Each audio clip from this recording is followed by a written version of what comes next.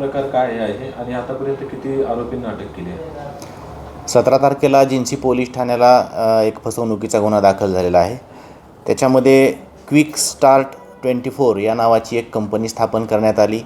त्याचे 2 ब्रँचेस 2 कार्यालय शहरामध्ये चालू करण्यात आली. प्रत्येक कार्यालयाला एक मॅनेजर ठेवण्यात आलेला होता.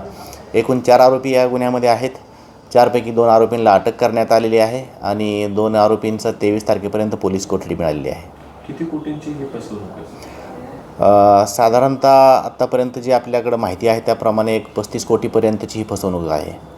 किती लोकांना यामध्ये वेगवेगळ्या लोकांची संपर्क करून त्यांना या कंपनीमध्ये गुंतवणूक करण्यासाठी प्रलोभन दिलं. त्याच्यामध्ये मंथली त्यांना 3% रिटर्न मिळतील असं त्यांना सांगून त्यांनी लोकांनी गुंतवणूक केलेली आहे.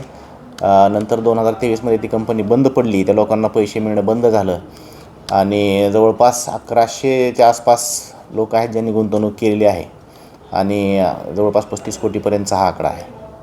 आमचा पोलीस तपास सुरू आहे.